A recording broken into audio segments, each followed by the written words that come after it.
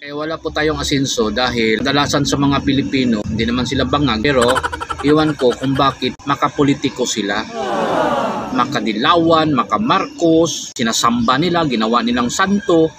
Hindi tayo aasenso sa mga taong sila din nagpahamak sa ating country, sa kanilang pamilya, sa mga apo nila, at sa lahat ng ating mga kababayan. Ang totoo, sila din nagpahamak sa lahat, guys, yung mga tao. Kasi nga, sa akin lang, hindi naman sila bangag. Pero bakit pinagawa nilang santo yung mga politiko? Walang ginawa sa bayan, tahimik lang sa lahat ng mga kabulastugan na nangyari sa ating Senado, sa ating government. Sa panahon ngayon, guys, wala na tayong aasahan sa gobyerno, sa totoo lang.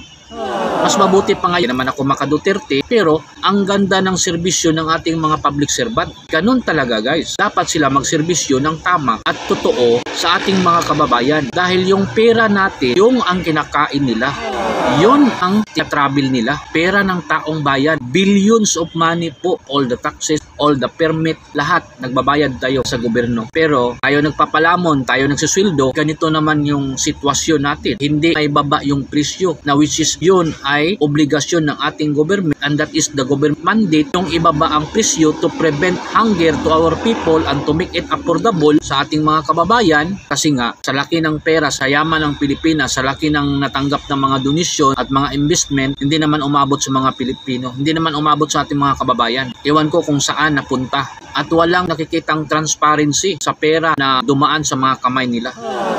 Dapat meron tayong makitang transparency kasi democratic country tayo. Tayo yung nagpapalamon sa ating mga public servant, including the president. That is the government mandate, yung ibaba yung presyo. At hindi niya nagawa yun. At lalong nagmamahalan, every time nagmamahalan, from time to time, grabe yung pagmamahal sa ating presyo at hindi na nakahinga ang ating mga kababayan. Kawawa yung pamilya ninyo, yung pamilya natin, ang lahat ng mga apo ninyo at lahat ng ating mga kababayan kung ipagpatuloy ninyo ang kabangagan ninyo sa politiko. Yun ang totoo.